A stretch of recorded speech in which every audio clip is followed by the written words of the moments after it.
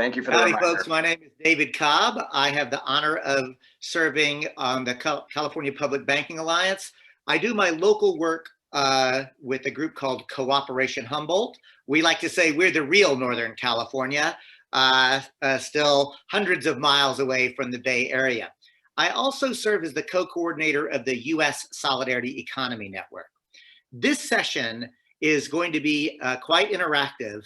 We hope we're going to do just some basic framing, but then open it up for discussion. So I'm going to encourage folks, if you have questions or comments, I've already seen some pop up, please make sure to use that chat function. Jeff will be capturing those so that neither Emily or Mike or I have to be watching it.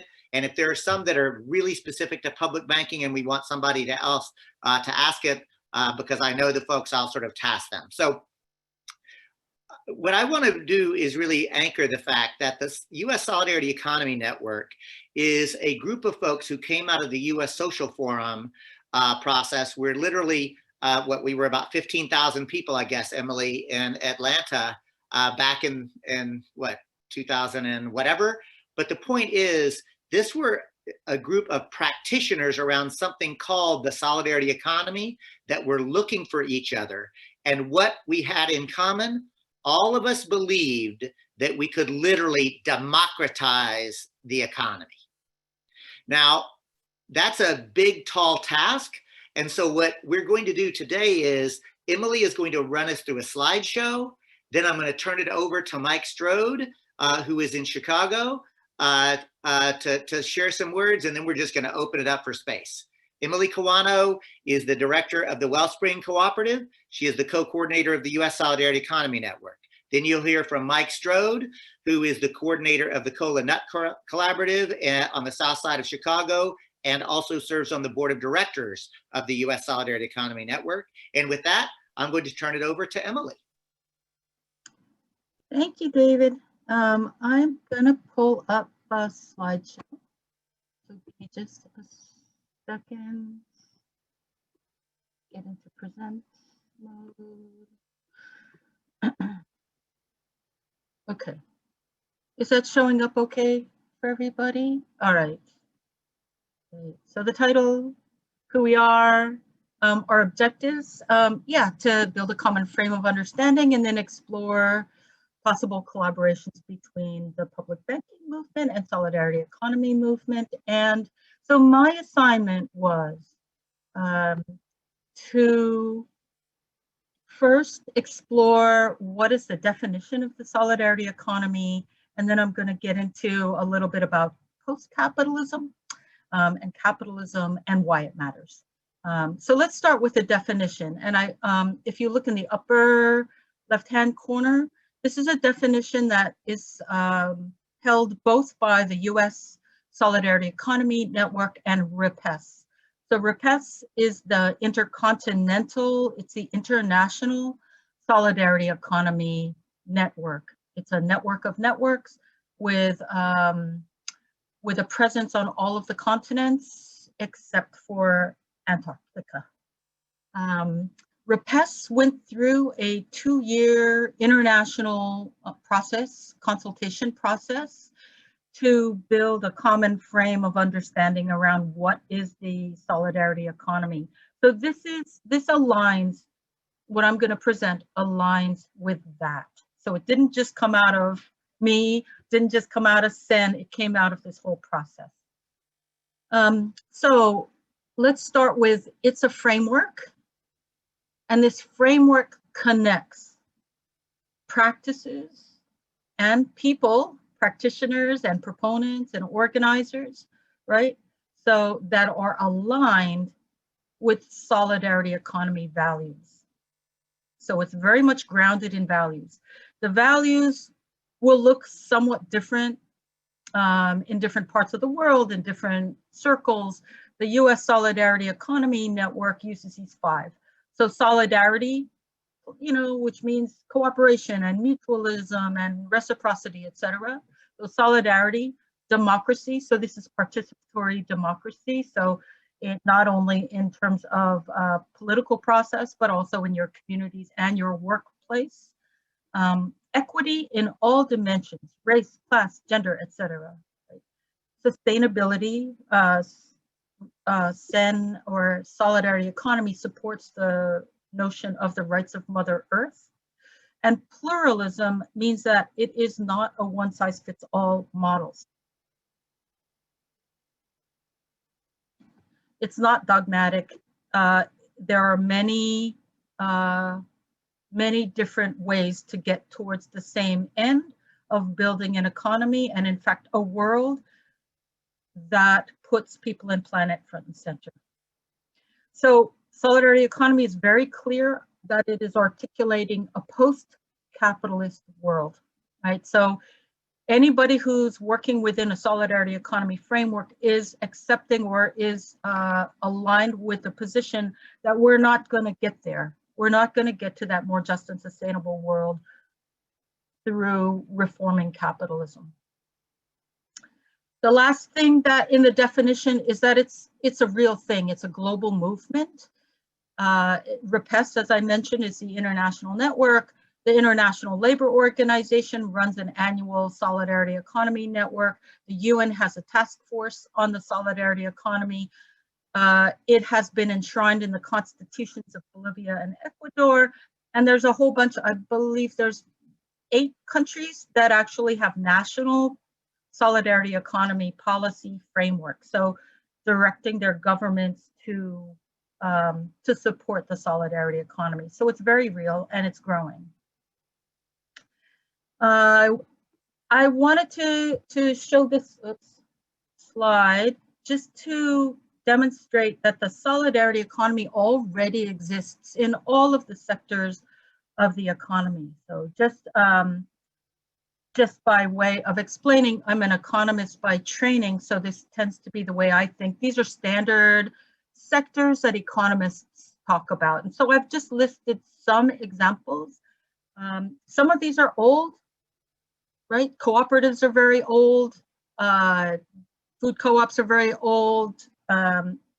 Peer lending is very old. Some are kind of newer things. Some are mainstream. So some of the things, particularly under governance, right? There's public schools, there's policies, regulations, public sector programs, right? These are mainstream, but at least many of us in solidarity economy would embrace these as part of solidarity economy. Okay, so old and new and mainstream and alternative, very diverse, and these are just some examples in all of these sectors, things like worker cooperatives, but also DIY. So if you have your own garden, that's valuable economic activity, even if it's just growing for yourself. Things like social currencies and time banks, some fair trade, although Walmart also has its own fair trade brand. So you can look at these other examples, but just to note, public banking, which is in red, would be a practice that solidarity economy would embrace, absolutely. There are other financial institutions and practices that also align with solidarity economy. So I suppose this is just trying to broaden the universe of solidarity economy practices that we really need to connect up in order to articulate a whole system and push for system change. So I think in order to talk about system change and post-capitalism, we need to think a little bit about what is capitalism. Having done a lot of popular economics training over decades, we're often told, I often hear, capitalism is just too complicated and we really can't define it. The Center for Popular Economics that I've been a member of for more than 30 years uses these 5 characteristics to define capitalism. It's a pretty simple definition. We could spend, and the Center for Popular Economics does, spent an entire week exploring what is capitalism. But just to get us on the same page, here are 5 characteristics that we use to define capitalism. And you need them all. One alone is not enough. So private ownership of the means of production. So means of production are just the things you need to produce. So it's your tools, it's your factories, it's the land, it's your, it's your buildings, etc. Okay, so private ownership of the means of production and wage labor. People are hired to do the labor. And right there, right, you have the owners, i.e. the capitalists, and you have the workers. And right there, you have class struggle, right? The third one is profit maximization is a top priority. The fourth one is that it's about commodity production. It's producing things for sale and not necessarily for use or own use, or just freely distributing to your neighbor. It's about producing things for sale. And the last thing is that it's market exchange is used for the transactions. Okay, so those are the 5 characteristics, simple definition of capitalism that the Center for Popular Economics, which is a collective of economists, of radical economists, has been using for more than 40 years. So just to say, this has really stood the test of time. And the reason why I want to say that you need all of these is that one alone is doesn't make it capitalism. So for example, I've heard it said among some people in a worker cooperative, they would say, oh, we're capitalist because we produce for a profit, or because we use market exchange, or because we produce for sale. And that none of that, what they don't do, what a worker cooperative does not do, it does not have this class struggle, right? The workers are the owners. So you don't have the capitalist and the worker and that class struggle. So inherently a worker cooperative is non-capitalist. Okay, oops, uh-oh. There is another slide. It didn't load for some reason. So I just wanted that slide was about why does this matter? And the reason is that a fuzziness about what is capitalism can easily lead just to reforming the existing system. Because if you don't have clarity about what the existing dominant system is, it's easy just to try to improve it and not get to the roots of changing it. A historical example is the New Deal. The New Deal did many laudable things that solidarity economy would support. But because it just was presented as within the framework of capitalism, it actually saved capitalism. It was a time when there was a lot of organizing around socialism, and that was really strong at the time. And the New Deal, really, those ideas really came out of socialist organizing, and the powers that be, the establishment, took those ideas, turned it into the New Deal, and it really stilled those turbulent organizing to push beyond capitalism. And so right now, right, in the present day, we're again faced with that same challenge of just reforming the system without that clarity about what is capitalism. We're in danger of just engaging in reforms. And so solidarity economy is about what we call transformative reforms or non-reformist reforms. There are different terms for this, but the idea is that it matters very much what that long-term vision is, right? As opposed to just doing a bunch of things that are helpful and good.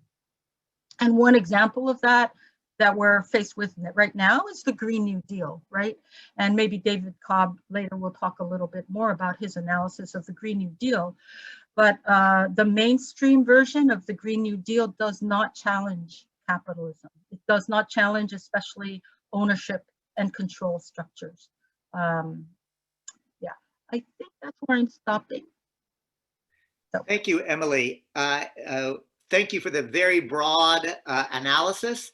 I want to encourage folks to continue to use the chat function. There's some good discussion there. There's also a very concrete question that Harold asked that I'll answer before we turn it directly over to Mike Strode. Harold asks, how do public banks make money for their operations? I'm going to do the simple answer, as Sylvia pointed out. There's a very long, complicated answer. Here's the short one. The same exact way that privately owned banks make money, right?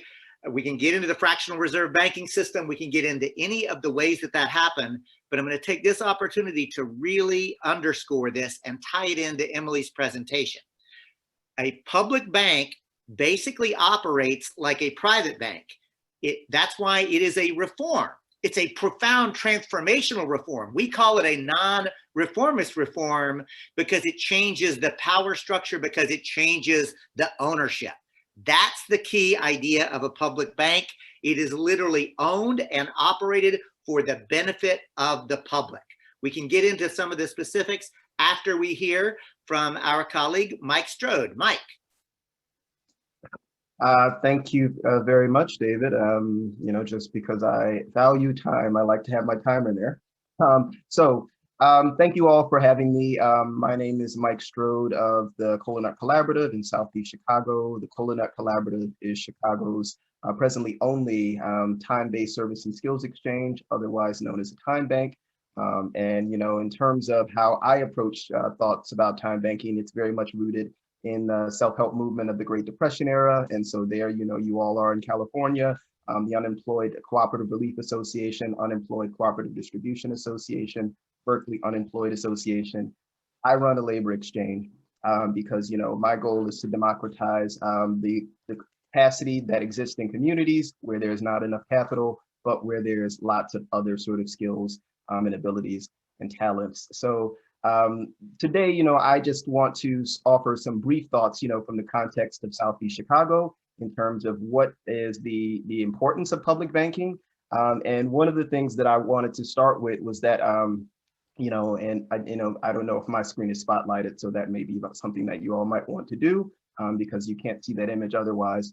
But the image that's in the top corner of my screen is Kentucky announcing that they were turning down their debit card program for folks who are who receive unemployed benefits. So what does this mean? Kentucky is, issuing unemployment benefits during the period of COVID, during the period where, everybody's economy is crashing. They tell people you can get a debit card, you can get your benefits on this debit card. Possibly Kentucky had some sort of, contract agreement with the debit card provider or merchant service that allowed them to issue those debit cards. Now they've decided they don't want to weigh that expense. They shift that expense onto people who are already unemployed, who are already, receiving unemployment benefits and say, hey, you've got to get direct deposit.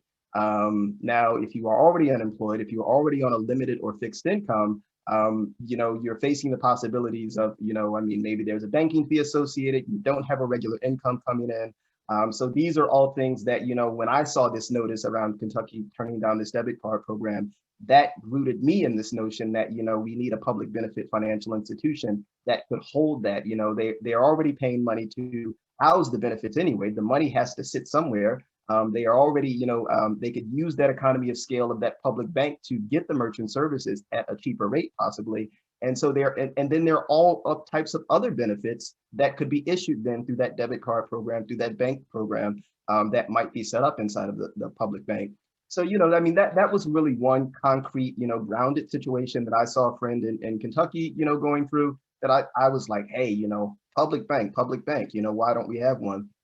And if I bring it direct to my neighborhood, in my neighborhood in Southeast Chicago, I live near an intersection, 95th and Jeffrey, where there's a Chase Bank that has been here ever since I've lived in the neighborhood. I've lived here about 10 years. 2 years ago, the door to the ATM broke. And the break on the door meant that, we could no longer use our ATM card to get in the door. Now I have a phone with an NFC chip, so I could scan that NFC chip and I could access the door. But anybody else who was just going there with the standard magstripe card, they couldn't get in the door and they were relying on someone else to be at the door to hold the door open, in order to allow them to get in, or whatever. the rumor mill states that the reason that Chase never fixed the door over the course of those 2 years, they might have fixed it now after the uprisings of last summer, but the rumor mill says that they were trying not to fix the door because they were planning to close the branch, even though this is the only bank that exists within possibly 7 to 10 miles of this neighborhood. So, I'm existing in, a community that at various times has been, a food desert or experienced food apartheid, whichever term you prefer. Karen Washington hit nod, which has a pharmacy desert. The Walgreens closed in 2019, just before the spring kickup of COVID, and certainly a financial services desert. And what you may not be able to see in the sort of small depth of that picture is that right next to that Chase is what? A Lend Nation, a payday lender. Across from there is a currency exchange. So when you don't have equitable access to banking services, what happens? Predatory financial service providers drop in and they are willing to provide that service and nickel and dime you at whatever expense they can get. And they are even less interested. They are looking out for your best interests even less than the bank was, So that's a really important context for me about Southeast Chicago around why I am engaged with folks here in terms of the notion of a public bank for the city. And I mean, I'm in a community of elders. Certainly if this bank closes, I am technically savvy and young enough that I know how to do remote, deposits. I know how to access my account electronically. But if we have a community of elders who can't do that sort of traveling or who may not have access to that technology, I mean, effectively, we widen the tier, we widen the inequity in the financial services sector, which could be addressed by a public benefit financial service institution. The sort of last context that I want to offer is that I worked recently with the Chicago Community Loan Fund to host their 2020 cooperative town hall, or virtual cooperative town hall. Now, this cooperative town hall, Chicago Community Loan Fund, is an institution that provides community development financing for businesses, for the development of community-owned businesses, for the development of housing cooperatives, and even for our local food cooperative, or not my local, but a local food cooperative rather. And so Chicago Community Loan Fund hosted this virtual cooperative town hall because they do a town hall every year to get the housing cooperatives together and talk about what their needs are. The number one question that came up at the cooperative town hall was, where can we get share loans? The number one question for housing cooperatives in the city of Chicago is, where can we get a share loan? Because none of the financial service institutions in the city of Chicago presently do share loans. I don't know why. To help you all to unpack what a share loan is, a share loan is basically, like a mortgage, but effectively it allows someone who wants to purchase a share in a housing cooperative to go and get a loan, purchase the share. That share gives them the right to occupy whatever unit the housing cooperative says that they can occupy. So effectively, the buyers who want to purchase into a housing cooperative in the city of Chicago have no route to purchase because they cannot get a share loan. The sellers who want to exit out of housing cooperatives in the city of Chicago have no route to exit. So this creates a market where there is no financial intermediary in the middle of that to facilitate and make that transaction happen. And obviously the financial institutions, the banks in Chicago had decided this isn't worth our while. We don't want to do it. So those are sort of the three really contextual solutions where, a public benefit financial service organization or financial institution would be the necessary provider of services to ensure that those types of transactions, those needs are met, and that we can have a financial ecosystem that actually is equitable and beneficial to all. Thanks. Thank you so much, Mike. And I'm going to take this opportunity to underscore in Mike's points, especially the anecdotes, how personal it was for the importance of folks to be able to access banking. And secondly, I want to lift up the Chicago Community Loan Fund. That is an example. At the Solidarity Economy Network, we absolutely acknowledge that as part of the solidarity economy. Credit unions, community loan funds, these are different ways to democratize finance. I'll speak for myself and say, I believe that public banking is the most transformational of the non-reformist reforms, because of how incredibly like it leverages things.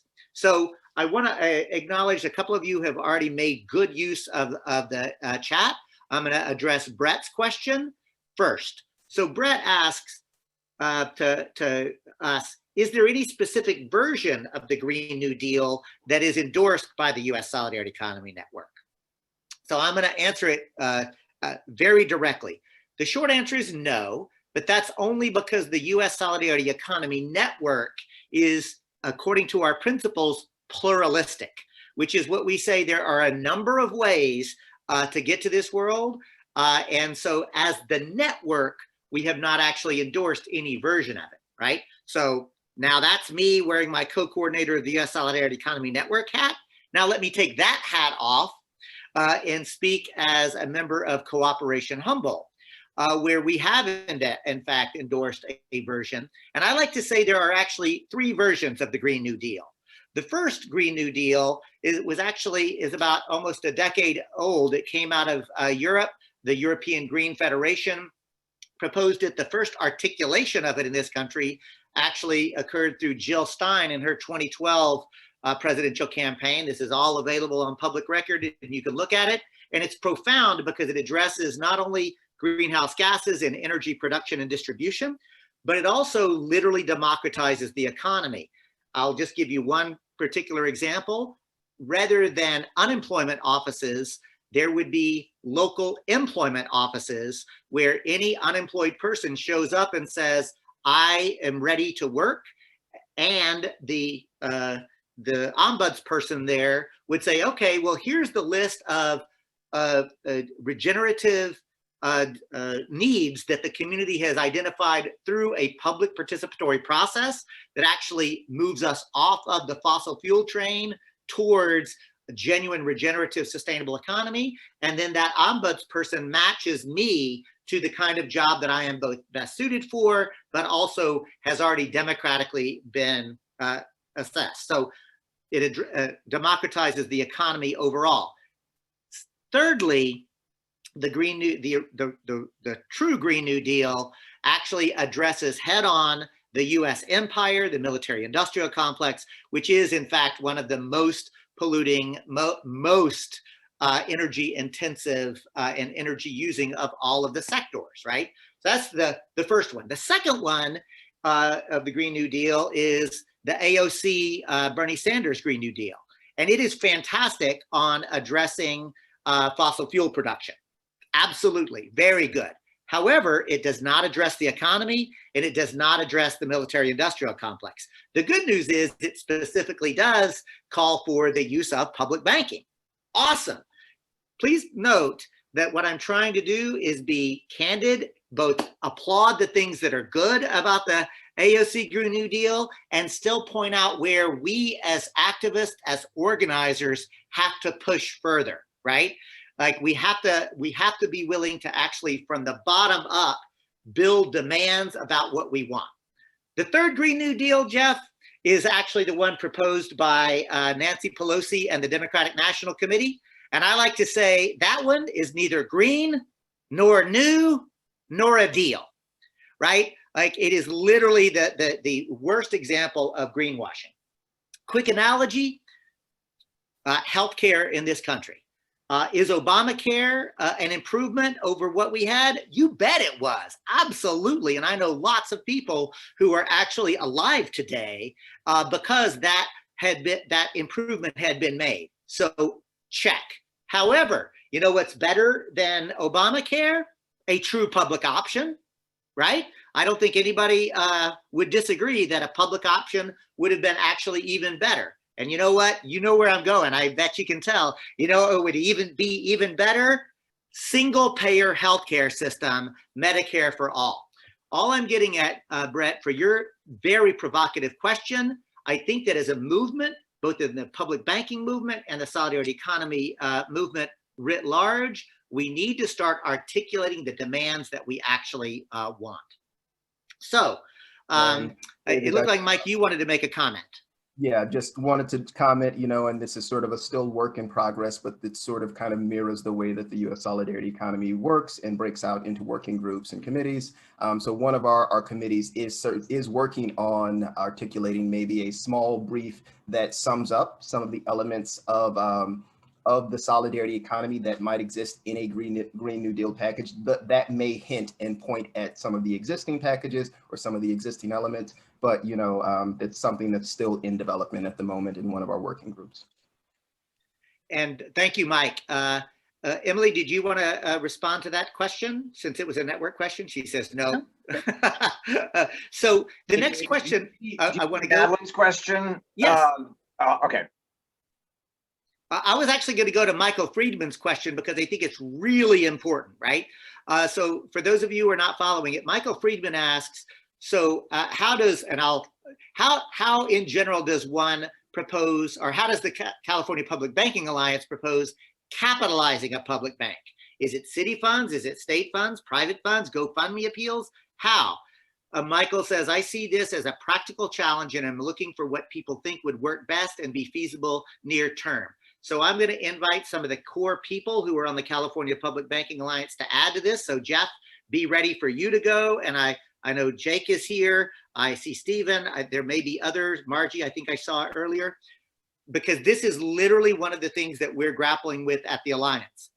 Right now, remember that thanks to the California Public Banking Alliance, there is now in California a law to allow up to 10 local and regional public banks, right? So like, let's take a round of applause, like, yay, us, like, that's fantastic. That's brand new, groundbreaking. The reality is to capitalize those would actually require either city or county funds to be able to do it. There might be the ability to get some private funding to do the business plan. And I think that our colleagues at East Bay Banking are actually looking at raising private funds to do the business plan. But in terms of actually capitalizing the bank for a local or regional bank, that would have to be city funds. So we're also going to be pushing, I think, for a statewide public bank, and that could actually be using state funds, but we'll get into that later. At this point, I'm going to invite any of my colleagues who have been core to the California Public Banking Alliance to add to my answer.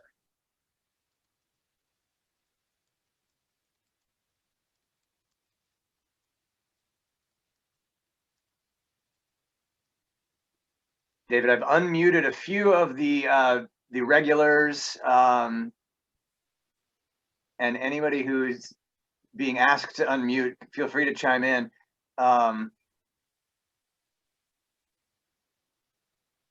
Hey, this is Ben Gordon. It's using the same analogy that David Cobb used in terms of, the best healthcare is single payer. The best, though uncertain one for public banks is that our Federal Reserve System, through its regional branches, simply uses its power to create money and capitalize a network of public banks across the country. The short-term feasibility of that is less certain, but in terms of anchoring it in what is the best, it would be doing it through the unique powers of our central bank. And I'll piggyback on that. Thank you so much, Ben. And that's why it's so important to recognize that Representatives Tlaib and Octavio Cortez have actually introduced legislation that would literally facilitate that process. So we are in the early stages of this movement. There's going to be some struggle and grappling about how it is, but I absolutely agree with Ben that the gold standard for capitalizing of public banks would be to use the existing Federal Reserve System to simply capitalize both state and local regional public banks across the country. This is Susan Harmon in the East Bay, where although our California law, AB 857, mandates that all deposits in these banks be public deposits from public jurisdictions, cities and counties, it's less clear about how to capitalize the bank. And so we're trying to figure out if there are ways that we can take private capital for the banks. For instance, wouldn't it be nice if the major unions could get their money out of the Wall Street banks and deposit and capitalize our banks, the public banks, with their money, for instance? Or another possibility is the private foundations in Northern California are very, very rich. And this would be the most powerful donation they could make, would be to help capitalize the bank and just give it as a donation. We've had interest here in San Diego from the San Diego Foundation. Same, they want somewhere to park their millions, and they asked us, could they qualify as an AB 857 bank? They want to make their own bank. So yeah, and then there have also been, more academic debates about, can you capitalize a bank with debt? There are, that's probably not going to be a politically popular idea, but economically it could be possible. So there are all kinds of different ways to capitalize banks, and that's the one interesting part about AB 857 is that it allows for local organizing all the way across the state. So the bank that comes out of Los Angeles might be very different from the bank they organize in Oakland. That's one of the powerful parts of AB 857 is the way it allows for local control.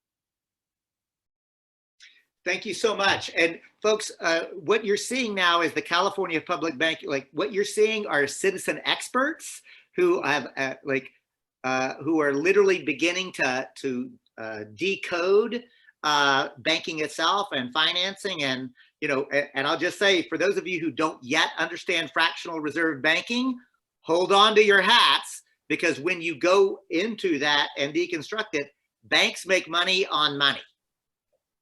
Period. It's like, I see several of you are nodding your head yes, like sagely, like yes. Like, I will confess, for me, that blew my mind when I finally cracked the nut and really understood just what fractional reserve banking is. And those bastards, pardon me, but those bastards, like, they have literally stolen our sovereign right to control how our society is structured by privatizing the creation and distribution of money. Those bastards, I'll say it again. So I'm looking at our time, so please keep those comments, and as Richard Linkletter says, keep those cards and letters coming, keep the discussion coming. I want to point out that both Madeline and Alan have both asked about the Green New Deal Network, both in terms of the solidarity economy. I'll confess, I don't know what the California Green New Deal Network is. Write to me privately. If you can get me in touch with them, I would love to engage at that level, wearing my co-coordinator hat with the U.S. Solidarity Economy Network, and learn more about it. Because again, what I am witnessing is we are in the early stages of trying to move forward on the Green New Deal. I can tell you that there are folks that I have immense respect for who are look like they're going to be part of the Biden administration transition team. So I think that there are some opportunities to push, and that we should push, right? I'm often reminded of the great Samuel Gompers, the union organizer, who said, when it comes to electoral politics, we in organized labor will reward our friends and punish our enemies. And Gomper says, we will never have permanent friends or permanent enemies. This is the point. We in the Solidarity Economy Network, and I'm encouraging California Public Banking Alliance, and all of us begin to articulate our demands, and we make demands of the elected officials. The movement needs to start setting the tone. We don't start by asking what is acceptable in current legislation. As a union organizer, we always say, you don't negotiate with yourself. You don't start making concessions before the real fight begins. We need to start articulating what it is that we want. And if any of y'all can get me in touch with the California Green New Deal Network, please do so. There's another question about, what about retirement funds for public employees? Again, to democratize this space, I'm going to invite one of my colleagues who are unmuted to take that question head on.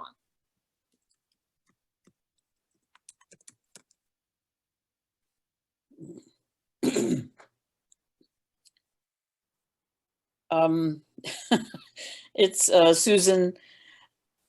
We have not reached the California public employees, CalPERS, California Public Employees Service. I can't remember what it all stands for, but it's the statewide retirement fund. It's the biggest in the country and maybe the biggest in the world, but the biggest retirement fund in the world. We have not approached them. They're pretty conservative and they're hard to get into, but it's on our long list of possibilities. And then there's the California Teachers Retirement Fund also, which is also huge. Both are possibilities. And then cities and counties have retirement funds, which we should also be looking at. We haven't really done that yet. And Cynthia, I'm going to say what we're saying is AB 857. And I did just in the notes drop into the chat the actual legislation itself that was actually passed. And for those who, just to contextualize that part of it, and I'll own myself, when I first started working with this, with the folks that were here, I said to myself, there's no way we're going to win this in this legislative session, but this is worth the fight. We're setting the tone, we're setting the frame. I'm settling in for a long-term fight.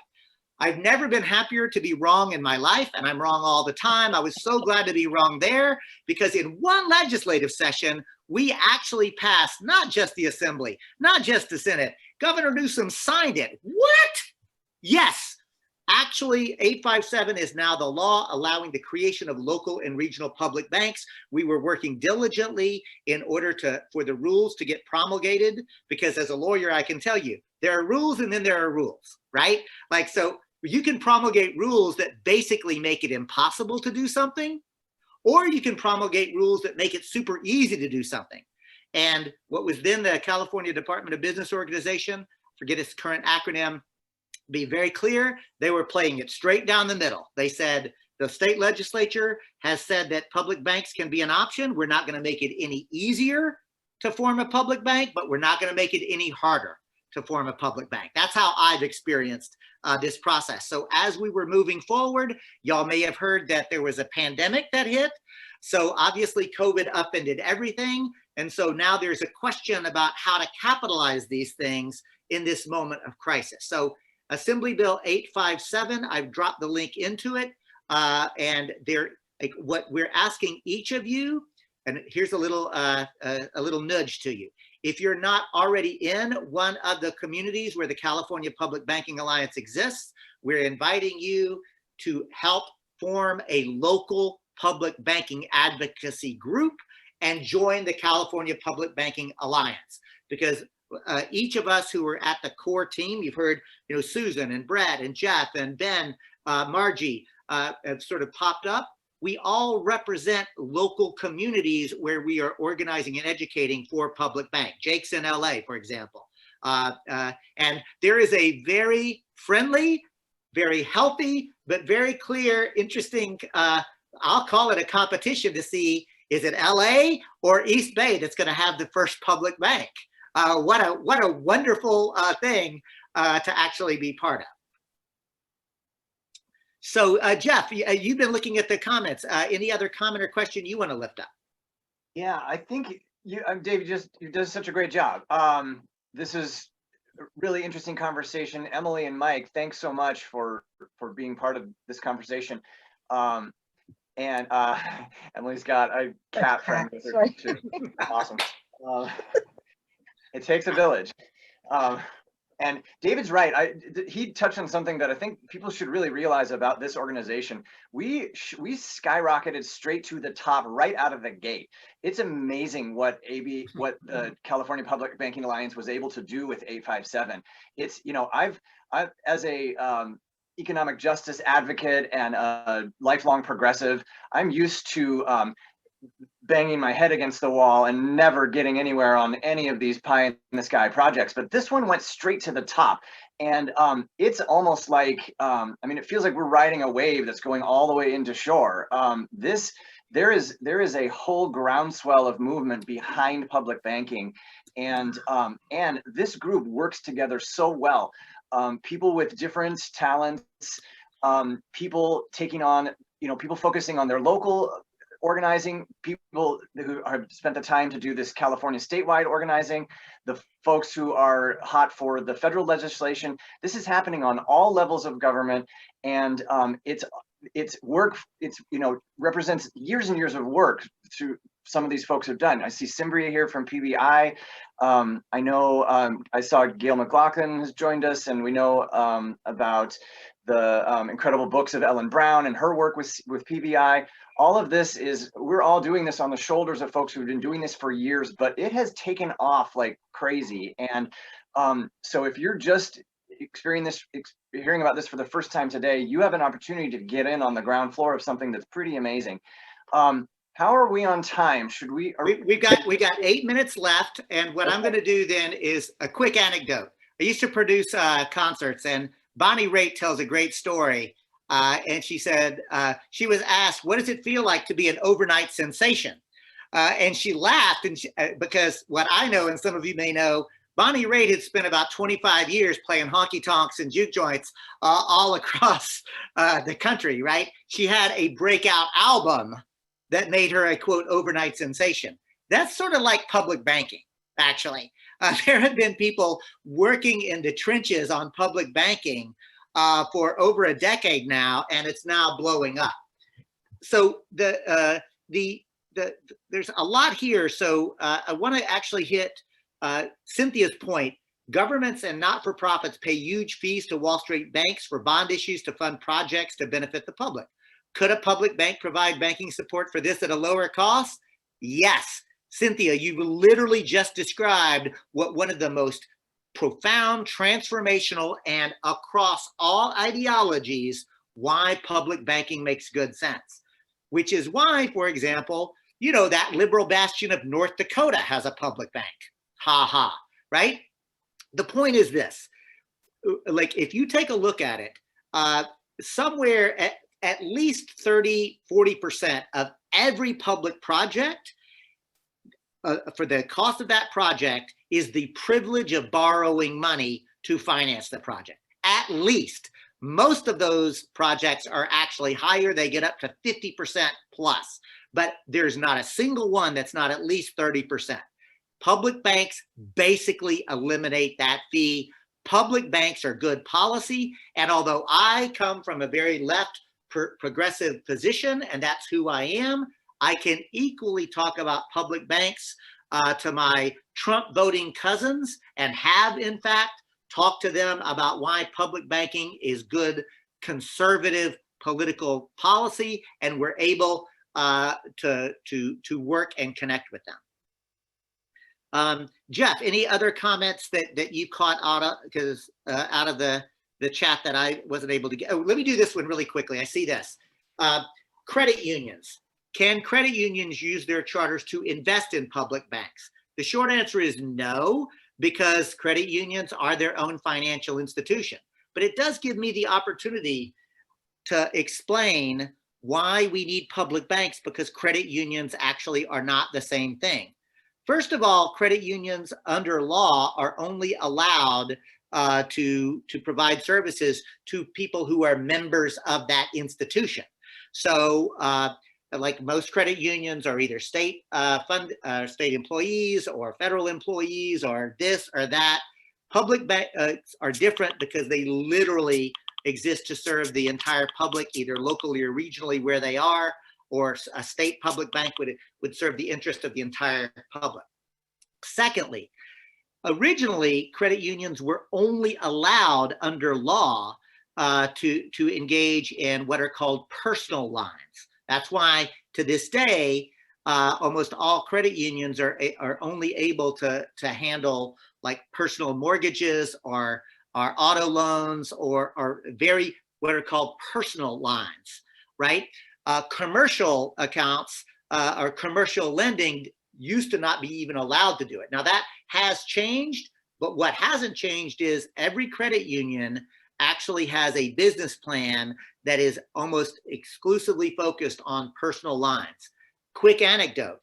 For those of us who were working in Standing Rock and opposing the pipeline and the divest movement came up, many of us really got dragged into the public banking movement because when we were working with our city governments, our state governments saying, move your money, I can tell you, for example, Seattle, activists there, I have got colleagues, they said, okay, we've got the votes to move their money. Where do we send it? We said, we'll send it to a credit union. Guess what?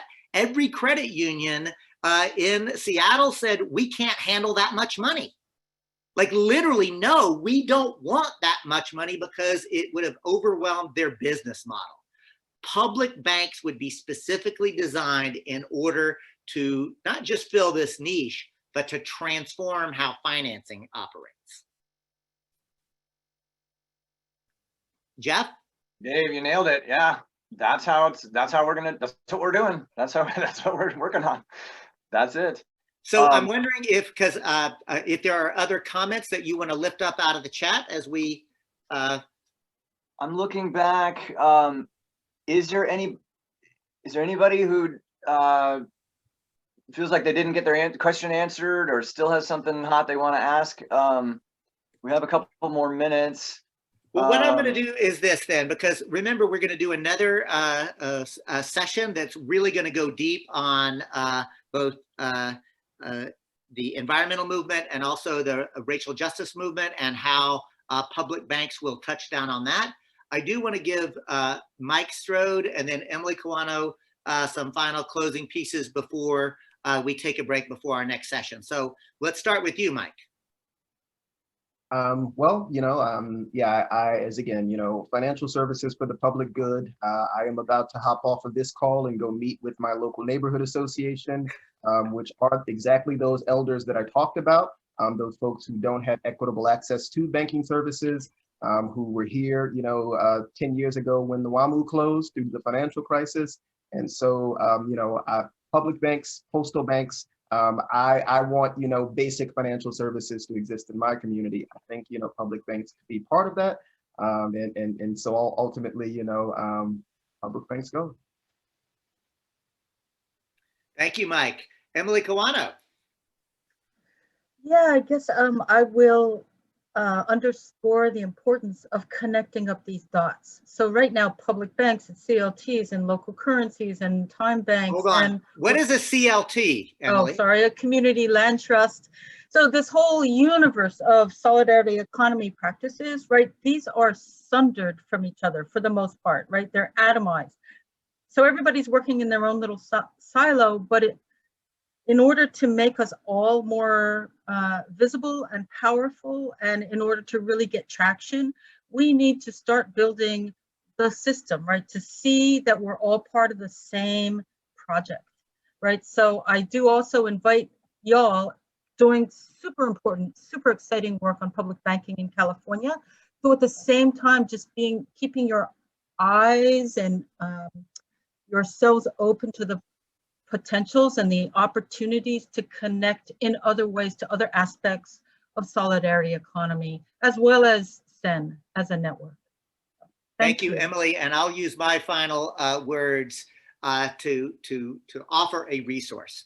When Emily talks about these non-reformist reforms or the transformational reforms, public banking is always part of the suite of usually we talk about either 5 to 7, right? So I'm going to use my closing moments to say, imagine a movement that demands public banking and prioritizing worker-owned cooperative business development and the use of community land trusts to get housing out of the privatized, capitalized commodity market and treats housing like a human need instead of a commodity that's bought and paid for at a profit. But wait, there's more. Number 4, participatory budgeting, where we literally democratize the entire process by how we make collective decisions about how public funds are spent. But wait, even more, number 5, let's engage and support the existing and build out on locally controlled energy production and distribution models. Municipalize energy, break up PG&E, return it to a true public way to transmit energy. The point is, y'all, that these are 5 that I can do off the top of my head, and you can learn to do it too. Lastly, the U.S. Solidarity Economy Network is building out a candidate questionnaire that can be used at the local level, at the county level, at the state level, and at the federal level. We need to start asking every candidate for office, whether it's dog catcher, mayor, or U.S. Congress, concrete questions on public banking, supporting worker co-ops, supporting community land trust, supporting participatory budgeting. Our point is this: we can democratize the economy because the word economy comes from the Attic Greek, and it literally just means the management of the household. And if we understand that, we're all economists. And if we properly understand that we are not above Mother Earth, but we are part of it, and our household is not just the house in which I live, it's actually my community, and broader still, it is the earth itself. We are part of it. We can democratize the economy and move to a racially just, economically fair, ecologically sustainable world that we so desperately need and so richly deserve. Peace. David, that was awesome. Thank you, everybody. Let's give a round of jazz hands for our guests and for our moderator, David. Thanks so much. Great presentation. Great way to start this morning. Folks, let's take 5. I'll unmute everybody. Feel free to take a bathroom break and fill up your coffee cup. And then when we come back, we'll hear from our own Doug Nolan about fossil fuel divestment and community reinvestment and public banks.